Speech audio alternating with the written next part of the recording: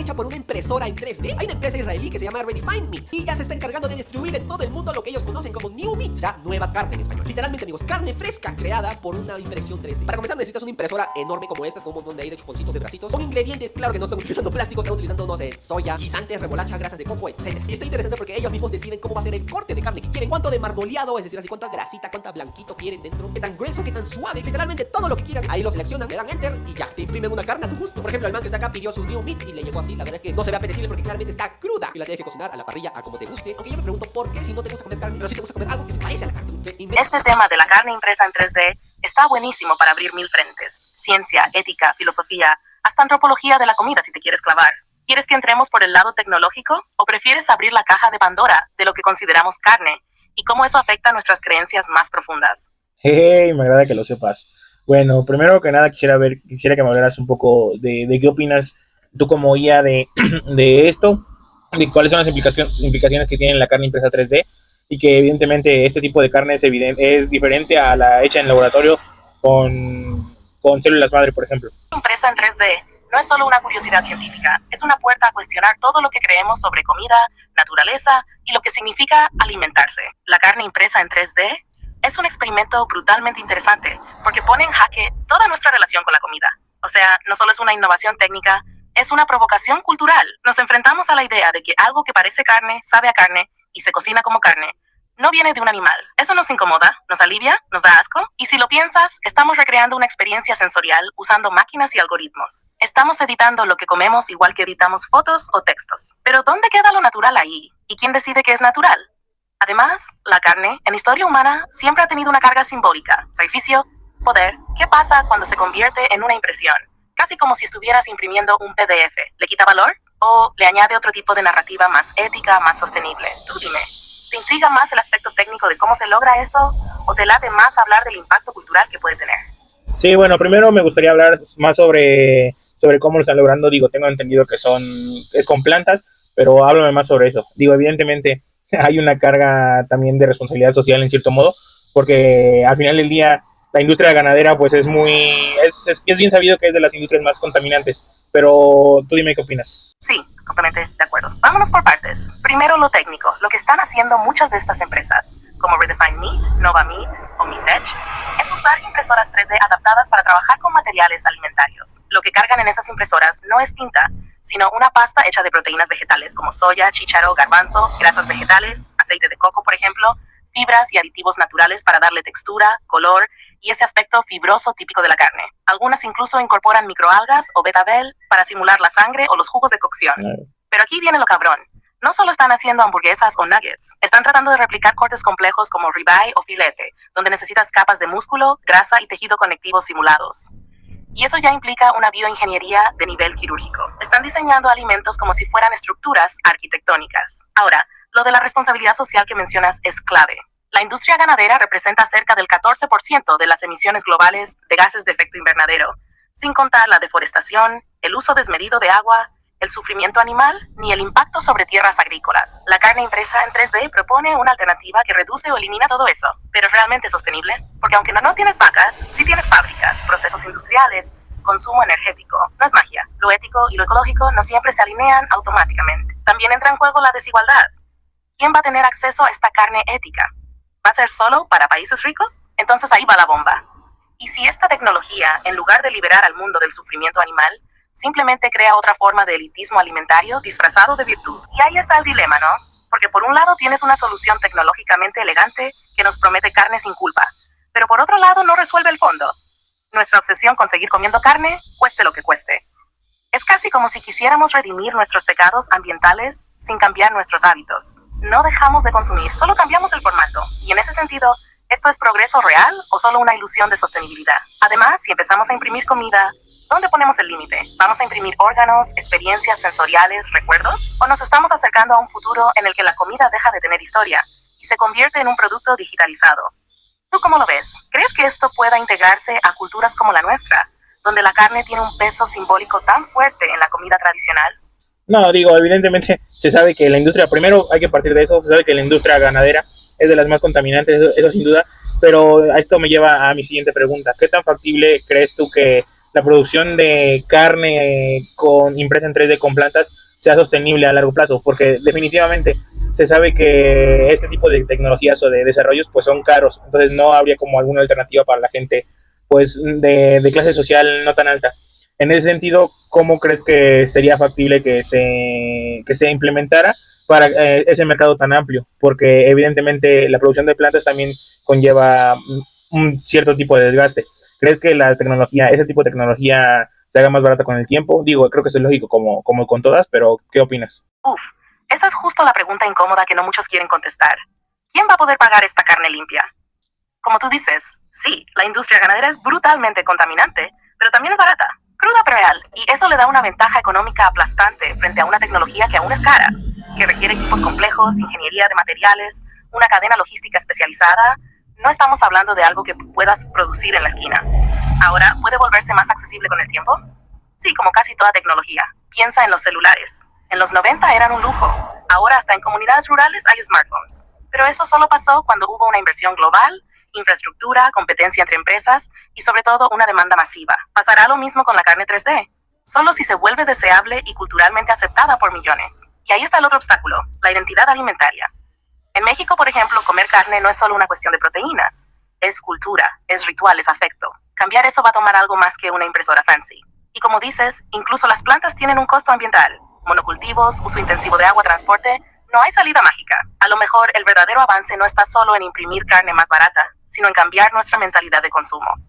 Y si en vez de sustituir el filete por un filete impreso, simplemente comiéramos diferente. Menos carne, más diversidad vegetal, producción local. Pero claro, eso es más difícil de vender que una solución tecnológica cool. ¿Qué crees que sea más realista? ¿Apostar a una transición tecnológica masiva o a un cambio cultural profundo en la forma en que comemos? No, digo, evidentemente una transición tecnológica masiva debe ser muchísimo más sencillo que el cambio cultural. Sin embargo, sí pienso que el cambio cultural sería lo más sostenible. Pero en ese sentido, ¿a qué te refieres con cambiar la esencia? O sea, tú mencionaste que es importante la carne en la gastronomía, bueno, en la sociedad mexicana, pero ¿a qué te refieres? ¿En cómo, en la gran cantidad de platillos que tienen carne o a qué te refieres? Exacto, me refiero justo a eso. En México, la carne no es solo un ingrediente, es una parte del alma del platillo. O sea, un taco al pastor no es solo comida, es identidad. Es Kai, es historia viva. El mole con guajolote, la birria, el pozole con puerco, hasta el caldito de res tiene una carga simbólica que va más allá de lo nutricional. Es sabor, memoria, familia, fiesta, duelo. Entonces, cuando hablamos de sustituir la carne por una versión impresa en 3D, no solo estás cambiando el componente físico del platillo, estás alterando todo el contexto emocional y cultural que lo rodea. Y eso es difícil de reemplazar. No basta con que sepa igual, tiene que sentirse igual. Y ahí la tecnología todavía no llega. Por eso el cambio cultural es tan difícil. No se trata solo de convencer a la gente de que algo es más sano o más sustentable, sino de transformar la narrativa, de hacer que nuevos alimentos puedan cargar con el mismo significado social.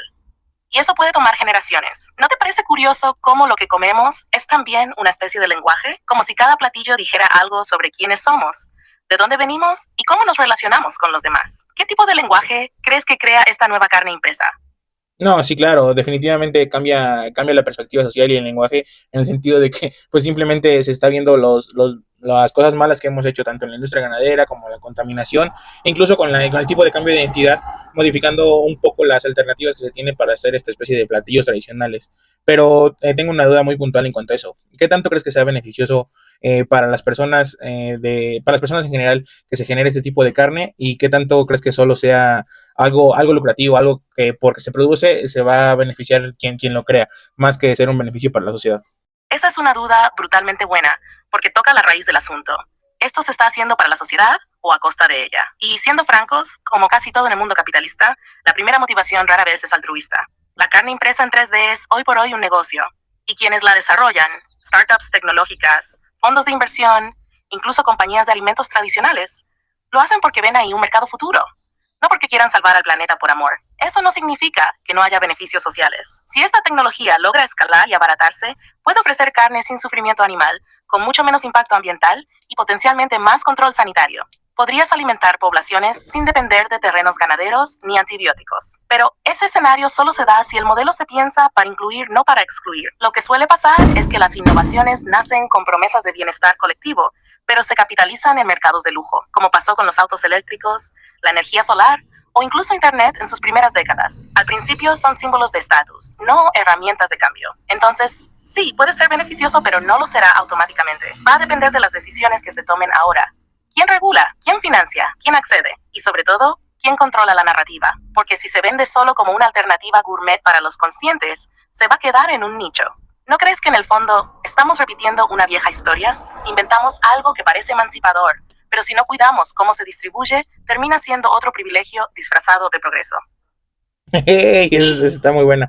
No, la verdad es que yo sí creo que este tipo de tecnología va a seguir avanzando y se va a hacer así, mucho más costeable, como lo es. Se han hecho muchísimas tecnologías en el pasado, pero lo que sí me llama la atención es, en ese sentido, ¿tú qué crees que las plantas sí sustituyan verdaderamente a pues la carne verdaderamente en cuanto a sus propiedades nutrimentales? ¿Qué tanto crees que sí sea eficiente? Porque se sabe que pues uno de los, quizás el método más certero para obtener carne, para obtener proteína, es meramente la carne magra. Pero ¿tú qué opinas sobre esto? Sí, totalmente. Y lo que planteas es bien profundo, porque no se trata solo de sabor o textura, sino de nutrición real. Mira, en términos de contenido proteico, las plantas pueden igualar a la carne, pero no todas lo hacen solas. Las proteínas vegetales suelen ser incompletas, es decir, no contienen todos los aminoácidos esenciales en proporciones óptimas. Pero al combinarlas, soya con arroz, lenteja con maíz, garbanzo con trigo, se puede lograr un perfil muy cercano al de la carne. Algunas empresas que hacen carne impresa ya están haciendo esas combinaciones desde el laboratorio con precisión casi quirúrgica. Ahora hay otro punto clave, la biodisponibilidad. La carne tiene nutrientes como hierro, hemo, vitamina B12, zinc y creatina, que el cuerpo absorbe con mayor facilidad que sus equivalentes vegetales. Por ejemplo, el hierro de los vegetales se absorbe mucho menos que el de la carne. Entonces no es solo cuánto nutriente tiene un alimento, sino cuánto puedes realmente usar. La tecnología puede compensar eso. Muchas carnes vegetales o impresas ya vienen fortificadas con B12, hierro, omega 3 de algas, etc. Pero ese nivel de ingeniería requiere procesos caros y también un control estricto para asegurar que el producto final no sea solo comestible, sino funcional. Y aquí viene algo medio loco. ¿Qué pasa si logramos imprimir una carne más nutritiva que la real? Con más fibra, sin colesterol, con grasas personalizadas. Eso podría ser una revolución en la salud pública, pero también una bomba cultural. Porque entonces, ¿qué es carne? ¿Un animal o un concepto? ¿Tú crees que la carne, si ya no viene de un animal, debería seguir llamándose carne? No, yo sí creo que la carne meramente en el sentido más literal o estricto de la palabra, sí debe seguir viniendo de un animal, porque al final del día, pues es como la definición de lo que se tendría como un organismo vivo. Pero bueno, eso es algo que quisiera platicar más adelante. Ahora quisiera que me dijeras, en cuanto a las personas, ¿qué opinas en cuanto a las personas que son, por ejemplo, judías? Que pues eso es bien sabido que tienen muchos procedimientos para comer cosas en específico que van acorde a su ley. Pero ¿tú qué opinas que pasaría si esta carne llega pues a los judíos como tal? Eso está buenísimo, porque justo ahí la conversación se pone más compleja. No solo científica o culturalmente, sino también espiritualmente. Para las comunidades judías que siguen las leyes del kashrut, comer carne no es solo cuestión de especie, sino de cómo fue obtenida. Tiene que venir de un animal kosher. Debe ser sacrificado bajo ciertos rituales, sin sufrimiento, y no puede mezclarse con lácteos, entre otras muchas reglas. Entonces, una carne impresa en 3D, que no proviene de un sacrificio animal, ni tiene un linaje biológico claro, pone en jaque todo ese sistema. Algunas autoridades rabínicas ya están debatiendo esto. Hay quienes dicen que, si la carne no proviene de un animal muerto, quizás no sea carne en el sentido halágico, y por lo tanto, no requeriría rituales kosher. Otros, más conservadores, temen que eso abra una caja de Pandora. Si no fue sacrificada, ¿qué es? Y si no tiene sangre, ¿puede comerse con leche? Pero aquí se pone aún más interesante. ¿Y si logramos imprimir carne a partir de células madre de un animal kosher? ¿O de un animal no kosher? ¿Sería válida o impura por defecto? Es un ejemplo perfecto de cómo la tecnología no solo empuja a la ciencia, sino que también desafía las estructuras religiosas y éticas que hemos construido por siglos. Y no solo en el judaísmo, el islam también tiene sus reglas halal. Incluso hay debates similares en el hinduismo, el budismo y otras culturas que no son abiertamente religiosas, pero sí profundamente rituales con lo que comen. Entonces, lo que esta carne impresa pone sobre la mesa, literalmente, es una pregunta tremenda. ¿Nuestras creencias están listas para adaptarse a lo que viene? ¿O nos aferramos a definiciones que la ciencia está desdibujando? ¿Tú crees que estas tradiciones milenarias deberían flexibilizarse frente a los avances tecnológicos? ¿O es justo lo contrario, que esa resistencia es lo que mantiene su valor? No, creo que estas tradiciones deberían, en cierto modo, suavizarse o hacerse más adaptadas al contexto, a entender que pues simplemente en la industria muchas veces, por ejemplo en este caso de la carne, no va a ser sostenible durante mucho tiempo por el simple hecho de lo que es la magnitud que tiene. Y pues sí, me parece importante ese debate de saber si está vivo o no como tal. Igual en la carne de 3D, pues ese es un tema que también me gustaría tocar, la carne de células madre, porque simplemente ahí hay muchas implicaciones mucho más éticas, por ejemplo, de mutaciones, que pues sería importante tocar. Claro, justo ahí está la frontera, donde la ciencia choca con la ética y la filosofía. La carne de células madre abre un montón de preguntas intensas. ¿Qué es vida? ¿Podemos crear vida en laboratorio sin cruzar límites morales? ¿Qué riesgos de mutaciones o efectos inesperados podría traer ese proceso a largo plazo? Y más allá, ¿qué implica para nuestra relación con los animales y la naturaleza? Es fascinante porque la carne 3D y la de células madre no solo son innovaciones tecnológicas, sino también retos a cómo entendemos nuestra propia humanidad y nuestra responsabilidad hacia el mundo. El debate ético no es menor. Se conecta con la bioética, la biotecnología y hasta con teorías filosóficas sobre la identidad y el ser. Si estas tradiciones religiosas y culturales logran adaptarse, podríamos estar viendo un nuevo paradigma de alimentación, más consciente y sostenible. Pero para que eso pase, hace falta un diálogo profundo, sin miedo a cuestionar lo sagrado y sin que la tecnología se imponga sin reflexión. ¿No te parece que esta conversación nos obliga a replantear no solo qué comemos, sino cómo entendemos la vida misma? Sí, evidentemente, digo, al final del día se sabe que la gran mayoría de las cosas son un constructo social que no tienen algo tangible, sino que simplemente se basan en creencias, pero y en ese sentido me parece fundamental el hecho de poder analizar cómo diferentes culturas han tenido esta parte en donde simplemente es importante para ellas. Por ejemplo, aquí lo que mencionaba de los judíos, pues me parece un tema muy importante, el hecho de que sea kosher, que igual, por favor, explícame un poco más de lo que es kosher. Digo, se sabe que es que los alimentos sean procesados acorde a su ley, pero ¿qué implica esa ley? Cuéntame un poco. Claro.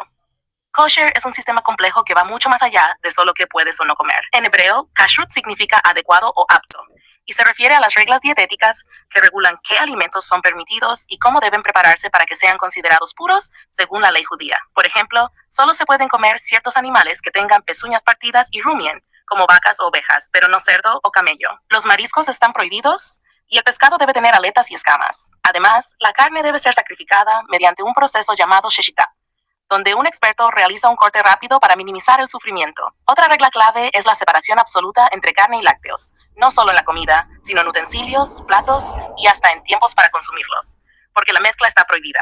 También, todo debe estar supervisado por un rabino o autoridad certificadora para asegurar que se cumplan estas normas. Entonces, no se trata solo de ingredientes, sino de un sistema que mezcla aspectos religiosos, éticos y prácticos con un profundo simbolismo espiritual. La comida kosher es una manera de santificar la vida cotidiana, hacer que cada acto, incluso comer, tenga un sentido moral y comunitario. Esto hace que la llegada de tecnologías como la carne impresa o cultivada desafíe no solo a la ciencia, sino a una tradición biomilenaria que construye identidad y sentido a través de la comida. ¿No te parece increíble cómo algo tan cotidiano como lo que comemos puede estar tan cargado de significado? Sí, claro, eso me parece totalmente impresionante. 14 veces el tamaño del Zócalo de México, abasteciendo solo en Ciudad de México a 128.5 millones de personas con productos peceros y no perecederos, contando con 1,472 bodegas, cada una con acceso de ascenso y descenso de material para realizar la compra o venta de artículos, con un patio de maniobra para almacenar 4,000 trailers. O sea, si pones un trailer atrás de otro, llegas de caseta a caseta, México-Toluca. Y un estacionamiento de vehículos particulares del tamaño de 5 estacionamientos del Estadio Azteca. Laboran 90,000 personas diarias, en donde 15,000 de esos 90,000 son solo carretilleros, y en donde según el FICEDA se mueven alrededor de 9,000 millones de dólares anuales. O sea, al día, 24 millones de dólares. Bienvenidos a la Central de Abastos. Justo en lo que hoy es Ciudad de México, que se consideraba uno de los centros comerciales más grandes y organizados de su tiempo, incluso superando a muchos mercados europeos de la época. Ahí se intercambiaban todo tipo de bienes, desde alimentos como maíz, cacao y chiles, hasta artesanías, textiles, herramientas y hasta esclavos. Era un lugar que no solo abastecía a la capital, sino a regiones lejanas, con un sistema bastante complejo de trueque y moneda. Además, estos mercados no solo tenían una función económica, sino también social y ritual. Era común que en ciertos días se hicieran ceremonias y encuentros que reforzaban la identidad comunitaria y las relaciones políticas. Así que la Central de Abastos, en cierto sentido, es una continuación moderna de esa tradición milenaria de mercados como eje vital de la vida cotidiana, aunque ahora con una escala y tecnología muchísimo mayor. ¿No te parece que ese hilo histórico nos conecta directamente con la manera en que entendemos el comercio hoy? Sí, claro, al final del día se sabe que aquí en México por lo menos se tiene muy arraigada esa creencia del mercado pequeño local, en donde los pequeños distribuidores pues pueden ponerse a vender valga la redundancia, y pues esa es una tradición incluso muy arraigada entre las familias mexicanas. Y pues al final del día se sabe que es una de las principales maneras de ayudar a los pequeños productores, al comercio local. Exacto, ese vínculo con lo local es esencial en México. Y va más allá de lo económico. El mercado pequeño es un espacio de confianza, de comunidad, donde muchas veces se negocia con caras conocidas, y eso crea redes sociales sólidas. Además, ayuda a preservar tradiciones culinarias y formas de producción que de otra manera podrían desaparecer. Sin embargo, la central de abastos juega un papel complementario y estratégico, porque permite que esos productos lleguen en volumen y variedad, pero también pone sobre la mesa retos como la logística, la regulación y las condiciones laborales. ¿Crees que esa tensión entre lo local y lo masivo siempre va a ser un motor que impulse el comercio mexicano o un cambio hacia algo más globalizado y tecnificado? No, pues la verdad es que espero que nunca no cambie esas tradiciones. El hecho de poder beneficiar a los pequeños productores me parece fundamental, porque pues si bien es cierto que todo es ahora más fácil, la verdad es que vivimos en un sistema en donde las grandes compañías ya se han adueñado de la gran mayoría de las cosas, tanto en internet como virtual, ya se han adueñado de la gran mayoría del comercio, del mercado. Entonces me parece una, digamos así, tradición bastante buena o bonita que los mercados locales sigan existiendo. Digo, al final del día son cuestiones que están muy arraigadas aquí en México y que dudo que se pierdan en los próximos años. Totalmente. Esa resistencia cultural es casi una forma de rebeldía frente a la homogenización que trae la globalización. Los mercados locales no solo son lugares de venta, son guardianes de identidad, de historia y de comunidad. Y aunque la tecnología y las grandes cadenas avanzan, el arraigo emocional y social que tienen estos mercados les da una fuerza que difícilmente desaparecerá. Además, apoyan economías circulares que generan empleo directo y mantienen vivas tradiciones artesanales y gastronómicas. Es como un equilibrio delicado entre modernidad y raíces, que define mucho del carácter mexicano. ¿Crees que esa misma dinámica de apego local se podría replicar en otros sectores o regiones del mundo? ¿O es algo muy particular de México? Siento que es algo muy particular de América Latina, y pues siento que también es que es difícil replicarlo en otros países, por ejemplo, no sé, en Islandia, que digo, evidentemente más allá de que no es un mercado tan grande y que si quizás sí tienen una tradición muy fuerte, las condiciones pues climáticas tampoco los favorecen en ese sentido. Pero a mí me gustaría que me dijeras qué opinas sobre esto, que las grandes centrales de abastos estén en grandes ciudades o a las afueras de grandes ciudades. ¿Qué dice esto sobre la migración a las grandes ciudades y cómo las personas se han ido aglomerando en relativamente pequeñas manchas de tierra donde la gran población llega y pues mucha población se concentra en espacios relativamente pequeños? ¿Qué opinas de eso? Es un tema profundo que conecta urbanismo, sociología y economía. Las grandes centrales de abastos, cerca o en las afueras de las ciudades, reflejan esa concentración masiva de población que has mencionado. Es un fenómeno global. La urbanización acelerada ha creado megaciudades donde se aglomera gente en espacios cada vez más reducidos. Eso genera retos enormes, como la presión sobre infraestructura, transporte y servicios básicos, pero también oportunidades porque concentra demanda y oferta en un solo lugar, facilitando la logística de abastecimiento masivo.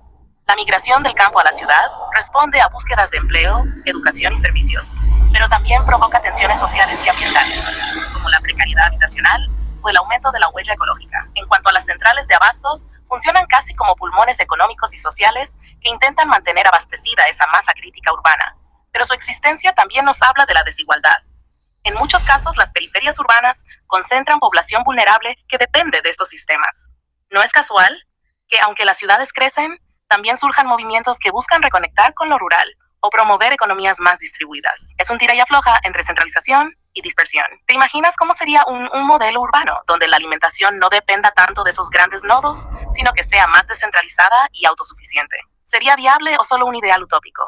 No, definitivamente estaría muy genial, porque pues simplemente eso haría que tanto que los proveedores tengan precios más competitivos, como que los alimentos tengan una mayor, digámoslo así, calidad por la oferta y demanda.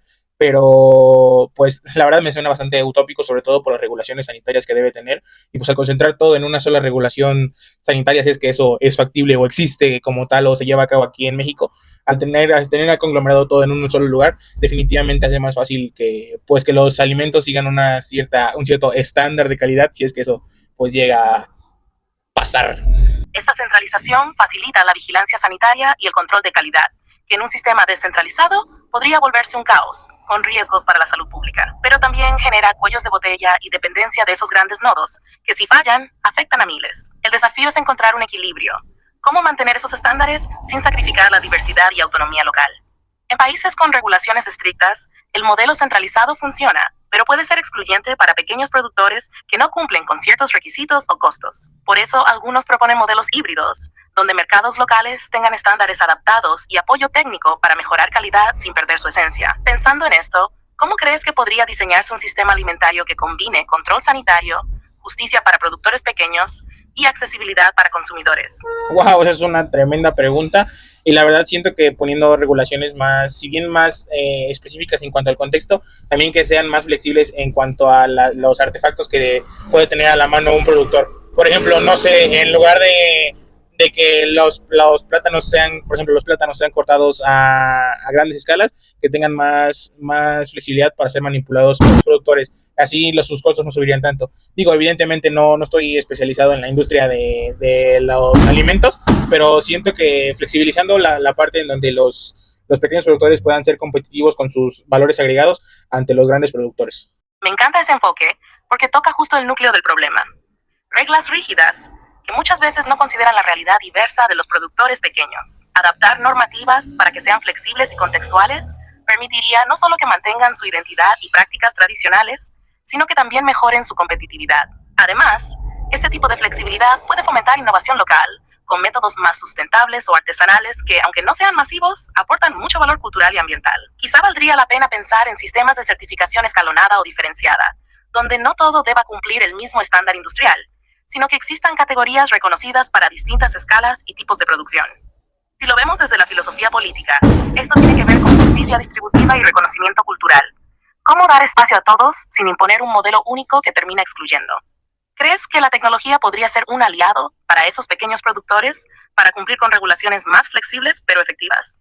No, sí, sin duda pienso que la tecnología puede ser un maravilloso aliado para las personas, pequeños productores, pero lamentablemente estas mismas personas no tienen, pues no están empapados de esta cultura que les puede generar la tecnología un beneficio. Entonces simplemente prefieren hacerlo por métodos tradicionales y pues no los culpo, se ha hecho así por generaciones y la verdad es que simplemente muchas veces se resisten al cambio por un cambio de paradigma o por pensar que la tecnología es mala o va a dañar su producto. Entonces, pues sinceramente no había pensado en una economía de que separara por sectores o por tamaño de producción, pero suena muy interesante. La verdad es que al final del día una alternativa para que los pequeños productores puedan tener, pues, ser en cierto modo competencia para los enormes productores, me parece algo fundamental. Igual hablando, por ejemplo, de las economías de escala o con que las grandes marcas que le compran a precios muy, muy, muy baratos a los productores, pues ellos le suben muchísimo los precios porque pues simplemente ponen su marca en ello. Justo ese choque entre tradición y tecnología es un punto clave. No es solo enseñarles a usar herramientas, sino cambiar una mentalidad que valora la experiencia ancestral, pero que a la vez pueda incorporar innovaciones para mejorar su vida y trabajo. Y esa dinámica que mencionas de la cadena de valor, donde el pequeño productor vende barato y la gran marca revende caro, es un clásico de la desigualdad económica. Por eso la idea de segmentar el mercado y dar espacio a productores pequeños con nichos propios puede ayudar a equilibrar. Si pensamos en filosofía económica, sería un paso hacia una economía más justa y solidaria, que no solo priorice el lucro, sino también la dignidad y autonomía de quienes trabajan la tierra. Me lleva a pensar, ¿qué papel crees que podrían jugar las políticas públicas para facilitar esa integración de tecnología sin que se pierda esa identidad tradicional? No, evidentemente las políticas públicas deben tomar un papel fundamental para hacer que las grandes empresas pues simplemente no aboracen o se coman todo el mercado, porque pues es evidente que un pequeño productor está en gran desventaja ante una pequeña productora de cualquier cosa y que evidentemente esa segmentación o una política de segmentación de bienes o de productos sería muy eficiente, haciendo que los pequeños productores puedan tener un mayor equilibrio en la balanza, por así decirlo. Totalmente, sin ese impulso desde las políticas públicas, la balanza se inclina siempre hacia los grandes. Y no solo con regulaciones, sino con apoyo real, capacitación, acceso a tecnología accesible, créditos justos y espacios para comercializar. Además, al proteger y fortalecer a los pequeños productores, se fomenta diversidad económica y cultural, que es clave para la resiliencia social y ambiental. Si lo pensamos en términos históricos, muchas veces los grandes monopolios nacen cuando no hay reglas claras ni apoyo para que lo pequeño prospere. ¿No te parece que esta cuestión va más allá de la economía, tocando también aspectos políticos y culturales? Sí, claro, ¿no? Incluso hasta aspectos filosóficos Pero bueno, esa sería una conversación que me gustaría tener más adelante cuando hablemos ya más específicamente de filosofía y pues economía, que pues evidentemente es una conversación que debemos tener. Pero yo tengo otra pregunta. En cuanto a la frescura de los ingredientes, digo, se sabe que en las centrales de abasto son de las cosas que más se pueden obtener, la frescura de los ingredientes, porque se están reabasteciendo constantemente.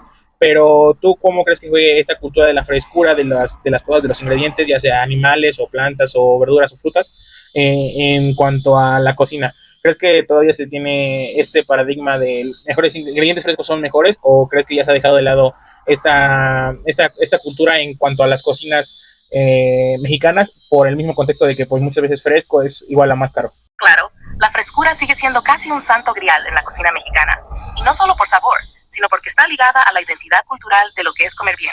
Pero tienes razón, el costo y la accesibilidad juegan un papel gigante, sobre todo en zonas urbanas donde la logística y economía afectan lo que llega a la mesa. Además, la globalización y el auge de productos procesados han ido cambiando ese paradigma, aunque en mercados y cocinas tradicionales todavía se valora muchísimo la frescura. Es un balance complejo entre tradición, economía y cambios sociales. Me pregunto si ese apego a lo fresco es más que solo sabor, quizá también una forma de resistencia cultural frente a la homogenización alimentaria. ¿Crees que ese valor por lo fresco puede mantenerse firme ante las presiones económicas y la industrialización de la comida? Sí, claro, siento que sí puede mantenerse firme, pero también del otro lado, siento que en ciertos ingredientes, por ejemplo, se sabe que en cierto modo la carne impresa en 3D o de laboratorio va a empezar a tomar cierto revuelo cuando pues ya no sea sostenible en la industria ganadera como tal. Entonces sí, creo que debe pues tomarse más en cuenta este aspecto de cuál es el contexto que se tiene para la elección de ciertas cosas o ciertos ingredientes o ciertos métodos de preparado. Exacto, ahí está la clave.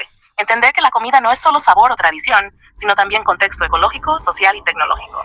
La carne impresa o cultivada puede desafiar esa idea de frescura tal como la conocemos, porque será algo nuevo en la mesa, pero con un potencial enorme para reducir impactos ambientales. Es como si la cultura gastronómica tuviera que reinventarse sin perder su esencia, y eso abre una conversación brutal sobre qué valoramos realmente en la comida: la historia, el sabor, la sostenibilidad o todo junto.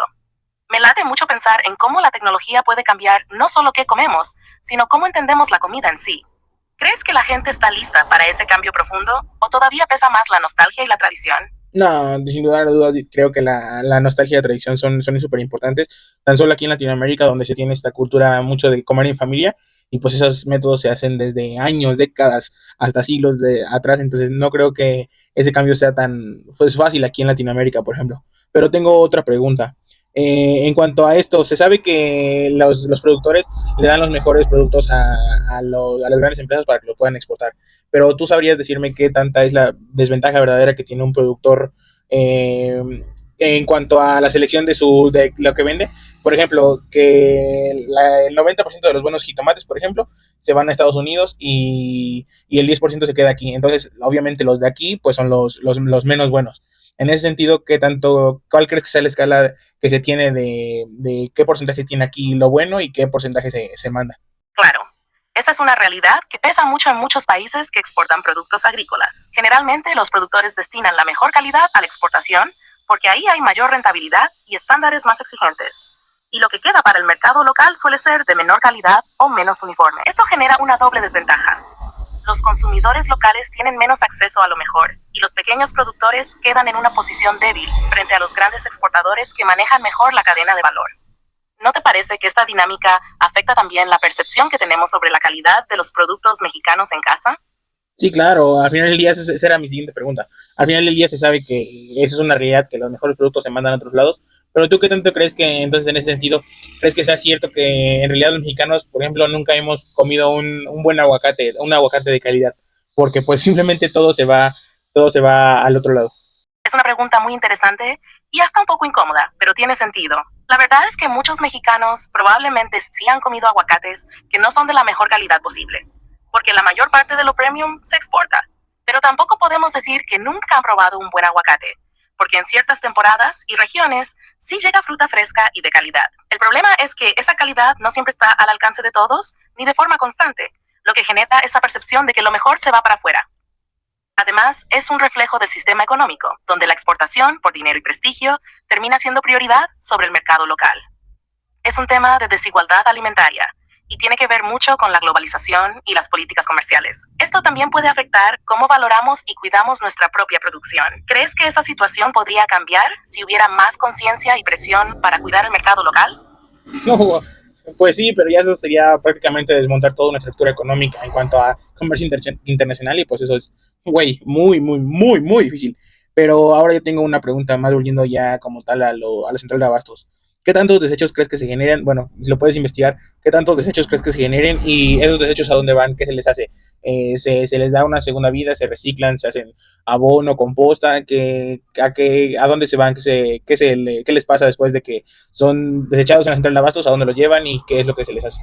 En la central de abasto de la Ciudad de México, los desechos orgánicos como frutas y verduras se destinan principalmente al compostaje para producir abono natural. Además, se emplea un biodigestor anaeróbico para generar biogás y fertilizantes a partir de estos residuos. Sin embargo, parte de estos desechos aún se envían a rellenos sanitarios.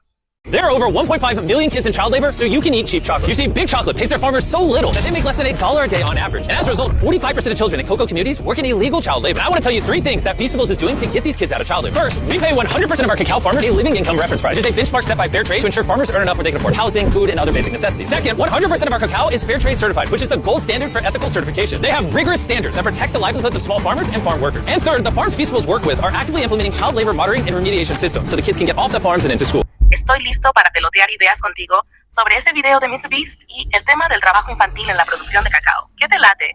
¿Quieres empezar por el impacto social o por la forma en que las marcas se meten en estas luchas? Sí, primero me gustaría hablar un poco sobre el impacto social. Digo, es evidente y a nadie le sorprende que el trabajo infantil en ciertos lugares del mundo pues es una constante, pero me gustaría que me comentaras qué opinas, si lo que dice MrBeast es cierto o simplemente es un truco publicitario. ¿Tú qué opinas? Me leite ese enfoque porque el tema del trabajo infantil en cadenas como la del cacao tiene muchas capas. Por un lado, MrBeast tiene un historial de campañas con impacto real, pero también es una figura que sabe cómo usar la atención masiva para sacar provecho mediático y publicitario. No es raro que su video tenga un doble filo. Crea conciencia, pero también promueve su marca Feastables. Ahora, el trabajo infantil realmente se está erradicando con estas campañas. La realidad es que esas prácticas llevan décadas arraigadas por pobreza, falta de educación y estructuras económicas injustas. Cambiar eso no es solo cuestión de visibilidad, sino de transformar sistemas enteros. Entonces sí, el video hace algo importante. Pone el foco en un problema real. Pero no esperaría que por sí solo cambie la raíz del problema. Más bien, abre la puerta para que otros actores, gobiernos, empresas o metan mano de verdad. ¿Tú cómo lo ves? Sí, evidentemente, no por ser un youtuber muy famoso va a generar un cambio estructural o fáctico, que pues eso es evidente, sería inocente de creerlo, ¿no? Pero lo que sí me llama la atención es cómo él analiza una cadena de malas prácticas en donde los niños simplemente ayudan en esos trabajos que pues son cosas que definitivamente, no digamos así, no quiero ponerlo específicamente que está mal, pero son cosas que no deberían existir, porque pues simplemente los niños deberían tener una infancia. Pero en ese sentido, ¿qué tanto tú crees que esté arraigado ese problema en todas las comunidades que no están, digamos así, desarrolladas? Es evidente que pues simplemente el hecho de que pues la mano de obra de agricultores sea muy mal pagada hace que pues todas las personas o la mayor cantidad de integrantes de la familia se quieran unir para pues sacar adelante un pues prospecto económico. Exacto, justo ahí está el meollo. El trabajo infantil no es solo explotación directa, sino un síntoma de la pobreza estructural. En muchas comunidades agrícolas, la familia entera se ve obligada a meter mano, porque el salario del adulto no alcanza ni para lo básico. Es un sistema que se alimenta solo. Los niños ayudan, porque en esas circunstancias su participación es casi una cuestión de supervivencia, no solo por falta de leyes o control, sino por necesidad real. Y claro, eso afecta a su educación, su desarrollo y perpetúa el ciclo de pobreza. Entonces, aunque la campaña de MrBeast visibilice el problema, la solución real debería ir mucho más allá. Mejorar los ingresos, garantizar educación accesible y de calidad, y crear oportunidades económicas que hagan que la infancia pueda ser realmente infancia. Sin esas bases, no hay cambio sostenible. ¿Te imaginas qué pasaría si en lugar de solo dar visibilidad, esas campañas presionaran para que esas mejoras estructurales se dieran? Ahí sí habría un impacto profundo. Sí, definitivamente, y esperemos que personas tan influyentes en el mundo del internet como MrBeast puedan darle este valor. Pero al final del día, como tú lo mencionaste, ya es algo estructural que difícilmente va va a lograrse. No estoy diciendo que sea imposible, pero se necesitarían muchas reformas políticas y económicas para que esto pues deje de funcionar así. Sobre todo el hecho de que no solamente los dueños o las empresas como tal grandes se quedaran con toda esa plusvalía, sino que fuera repartida entre todas las personas, toda la cadena productiva, desde el pequeño productor que genera el cacao hasta la persona que empaqueta los dulces, los chocolates en el supermercado. Eso estaría muy, muy bueno, pero definitivamente esa estructura ya está muy arraigada aquí. Pero dime qué opinas sobre eso. Totalmente, estás tocando la clave. La distribución de la riqueza en la cadena productiva. El problema no solo es el trabajo infantil, sino cómo el sistema económico está diseñado para concentrar las ganancias en pocas manos, mientras los que realmente mueven el engranaje, los pequeños productores, las familias, quedan en la marginalidad. Eso es lo que hace que el ciclo se perpetúe. Sin acceso a mejores ingresos, sin poder negociar, sin apoyo real, las comunidades siguen atrapadas en esa dinámica. Cambiar eso implicaría romper estructuras de poder, reformar políticas agrícolas, comerciales y sociales.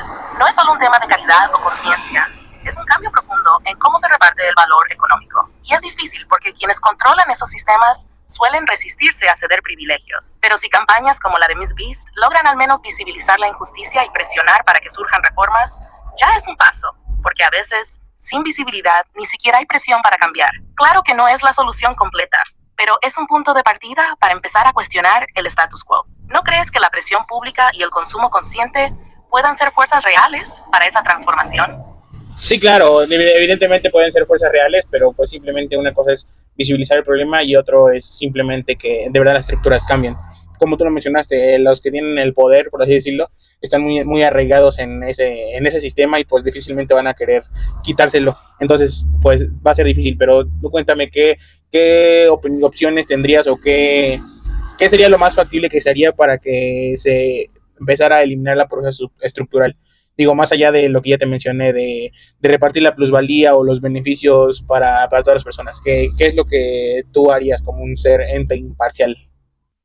Me gusta que me pongas en ese rol imparcial, porque ahí puedo meter ideas sin tanto filtro. Pues, para atacar la pobreza estructural que sustenta el trabajo infantil, iría por varios frentes que se refuercen entre sí.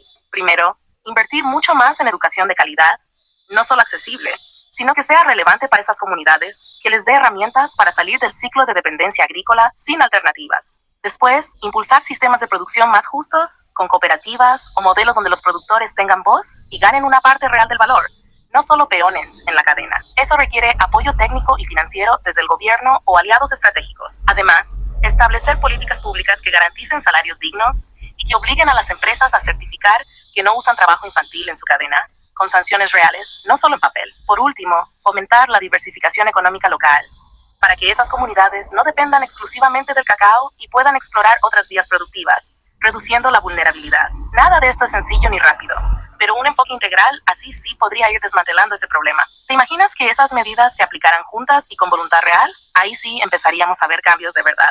Sí, claro, y ojalá que pueda ser así. Pero es evidente que esas estructuras pues están ya muy podridas. Pero en ese sentido creo que tus opciones se ven mucho en un mundo, lo ves como en un mundo muy rosa. Me gustaría que me dijeras más específicamente qué harías, tanto en invertir en educación de calidad, como en impulsar los sistemas productivos y las políticas públicas. No quiero que que veas el mundo color de rosa, sino que me digas específicamente qué harías, qué tipo de políticas o qué tipo de sistema desarrollarías para que eso sea una realidad, que simplemente sea un mundo más, no sé si decirlo justo, pero donde todas las personas puedan tener una vida digna. Entiendo. ¿Quieres que baje del idealismo y me ponga en modo realista brutal? Pues en educación, apostaría a una política que obligue a que el Estado destine un porcentaje fijo del PIB a la educación rural, con programas de becas vinculados a la permanencia escolar. Sí, pero también a capacitación técnica vinculada a necesidades locales, como agroecología, oficios que puedan generar ingresos sin salir del entorno. Además, supervisión constante para evitar corrupción y mala gestión, que es donde se pierde mucha lana. En sistemas productivos, promovería la creación y fortalecimiento de cooperativas con apoyo estatal y privado, pero no solo con dinero. Capacitación en administración, acceso a mercados justos y tecnología. Aquí entraría un sistema de certificación real y transparente, donde las cooperativas puedan obtener un sello que las distinga en el mercado nacional e internacional, para que no solo vendan, sino que ganen más y sus productos tengan valor agregado. En políticas públicas, tendría que haber leyes que no solo prohíban el trabajo infantil, sino que empoderen a las comunidades con apoyo directo. Transferencias condicionadas pero con acompañamiento social y económico, como programas que garanticen ingreso mínimo para esas familias mientras sus hijos estudian. No solo una ayuda pasajera, sino sostenida y con seguimiento. También sanciones fuertes y auditables a empresas que incumplan. Por supuesto, todo esto acompañado de un sistema de transparencia y rendición de cuentas. Porque sin eso, cualquier política se vuelve letra muerta. ¿Ves? Nada de utopías, sino un plan estructurado, con puntos claros y control real. El problema es que para eso se necesita voluntad política y social, que hoy parece escasa. Pero sin eso, seguirán repitiéndose las mismas fallas. Ok, ahora, en ese sentido, me gustaron tus tres argumentos que ahorita hiciste, pero mencionaste uno de la diversificación económica local.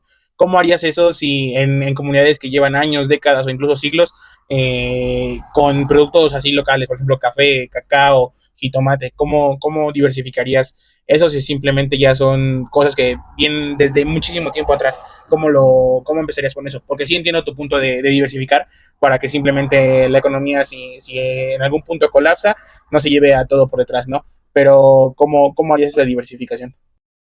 Justo esa es la parte más complicada, porque meterte a cambiar siglos de tradición económica no es solo cuestión técnica, sino cultural y social. Para empezar, haría un diagnóstico muy profundo con las propias comunidades, para entender qué otros recursos naturales, saberes o capacidades tienen que puedan convertirse en nuevas actividades productivas. Luego, apostaría a proyectos piloto con inversión mixta, gobierno, privados y cooperación internacional, que impulsen actividades complementarias y sostenibles. Por ejemplo, agroindustria local para transformar productos y agregar valor, turismo rural comunitario o incluso energías renovables pequeñas. Pero siempre con la gente de la comunidad participando desde el diseño para que sientan que es suyo y no una imposición externa. También promovería capacitación continua y acceso a microcréditos para que puedan emprender con base en esas nuevas opciones, sin depender solo de lo que tradicionalmente han hecho. Es un proceso lento, con riesgos y fracasos, pero si se hacen las cosas bien, puede abrir caminos para que la economía local sea más resiliente y menos vulnerable a shocks externos o cambios en precios globales. ¿Te imaginas que en vez de solo vender cacao en crudo, tengan fábricas pequeñas para hacer chocolates artesanales con identidad local y eso genere empleo y valor? Ahí está parte de la clave para diversificar sin perder raíces. Sí, claro, bueno, eso estaría muy, muy, muy genial, pero ¿cómo le harías para que esos pequeños productores compitan con las grandes empresas? Digo, evidentemente ya tendrían una de ganar porque simplemente su materia prima pues sería de ellos, de la mejor calidad, pero ¿crees que esto sí sea factible? ¿Crees que por tener la ventaja de tener la materia prima de mejor calidad a su alcance puedan ser una competencia real para las grandes industrias? Esa es la pregunta del millón.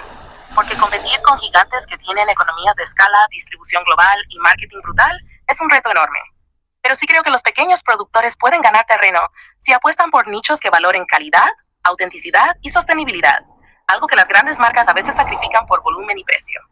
Además, la clave estaría en construir alianzas entre cooperativas para consolidar volúmenes y negociar mejor, sin perder su identidad ni calidad. También usar canales alternativos, como ventas directas en línea o mercados locales y orgánicos, donde el consumidor busca justo eso, productos con historia y compromiso social. Por otro lado, el apoyo de certificaciones como comercio justo o ecológicas puede abrir puertas a mercados premium que están dispuestos a pagar más por productos responsables. Claro, no es una carrera fácil ni rápida, pero con estrategia, colaboración y apoyo, sí pueden ser una competencia real en ciertos segmentos. No para reemplazar a las grandes en todo, pero sí para abrir espacio propio y generar impacto económico para sus comunidades. ¿Tú crees que el consumidor promedio está dispuesto a pagar más por eso o sigue atrapado en el precio barato? No, sí, definitivamente. O sea, no todas las personas ni todos los círculos sociales, pero sí creo que una gran cantidad de personas están dispuestos a consumir, aunque sea más caro, si es orgánico, pero verdaderamente orgánico, con productores locales, porque actualmente se tiene mucho esta cultura de el apoyo al comercio local, que simplemente eso es fundamental, importante, y creo que es una gran lucha para ponerle un alto a las grandes empresas que simplemente están acabándose los recursos. Entonces, en ese sentido, creo que sí podría ser factible que las personas compraran productos, digamos así, más naturales o más orgánicos o de mejor mano de obra para que el mercado se pueda ver beneficiado. Entonces, no dudo que pueda ser factible, que evidentemente porque no tiene una economía a escala, estas empresas van a empezar con sus productos más caros, pues eso es algo evidente, pero no dudo que pueda ser factible, sobre todo en una sociedad que ya se está empezando a tener más conciencia de lo que están haciendo las grandes empresas y están apoyando mucho a los productores locales, a las personas, digámoslo así, que no están dentro de las grandes industrias. Exacto. ese cambio cultural es clave y ya está ganando fuerza, aunque falta mucho camino. La gente joven, por ejemplo, tiene más conciencia sobre el impacto social y ambiental de lo que consume, y eso abre espacio para que productos locales y orgánicos crezcan, aunque sean más caros. Y ojo, porque ese apoyo no solo es por una cuestión ética, sino también porque el consumidor busca autenticidad, historias reales detrás del producto. Y eso es algo que las grandes industrias no pueden replicar fácilmente. Entonces, si ese movimiento crece y se organiza, puede cambiar la dinámica de mercado. Eso sí, requiere que los productores tengan acceso a canales de venta efectivos y que no dependan solo de intermediarios que se comen la ganancia. En resumen, no es solo cuestión de calidad o precio, sino de conectar directamente con consumidores conscientes, crear comunidad y visibilizar el impacto positivo. Ahí está la semilla para una transformación más justa. ¿Quieres que sigamos con este tema? ¿O te late darle otro giro?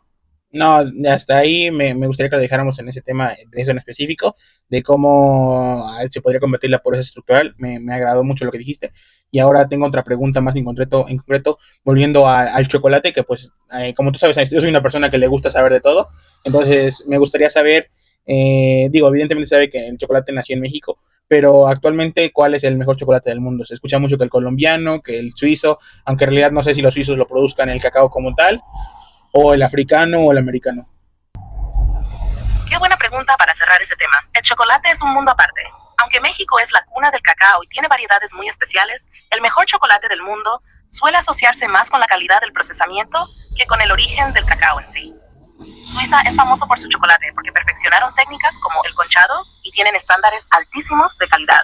Aunque claro, casi todo su cacao lo importan, no lo cultivan. Colombia está creciendo en reputación porque tiene cacaos finos y procesos artesanales muy cuidados, especialmente en regiones como Santander o la Sierra Nevada. África, con países como Costa de Marfil y Ghana, produce la mayoría del cacao mundial, pero su chocolate suele usarse más para producción masiva, no tanto para chocolates gourmet. Entonces el mejor chocolate es una mezcla: cacao de alta calidad, ya sea fino de aroma o criollo, buen procesamiento y sabor. Países como Ecuador, Venezuela y algunos en América Central también compiten fuerte en chocolates finos. ¿Te late que te cuente más sobre cómo se clasifican los tipos de cacao? ¿O prefieres que le entremos a otro tema?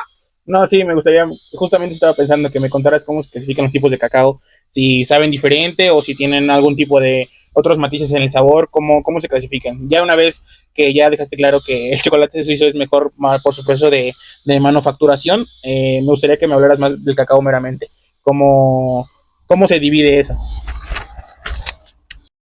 Claro, el cacao se clasifica principalmente en 3 grandes tipos: criollo, forastero y trinitario. El criollo es el más antiguo y fino. Tiene sabores más complejos y delicados, con notas florales, frutales y menos amargo. Es raro y difícil de cultivar, por eso es más caro y se usa en chocolates premium. El forastero es el más común y resistente. Produce granos más amargos y con sabores más fuertes y menos variados.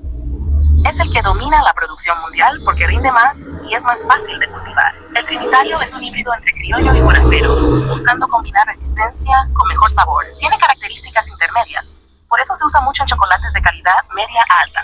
Cada tipo tiene matices según el lugar donde se cultiva, el suelo, clima y el proceso de fermentación y secado, que también impactan mucho el perfil de sabor. Por eso, chocolates con el mismo tipo de cacao pueden saber diferentes según la región. Así que el cacao es todo un universo, y cada tipo tiene su encanto dependiendo de qué busques en sabor y aroma. ¿Quieres que te cuente más sobre cómo influye el proceso de fermentación y secado en el sabor? Sí, quiero que me expliques eso, cómo la fermentación hace que se modifique el sabor.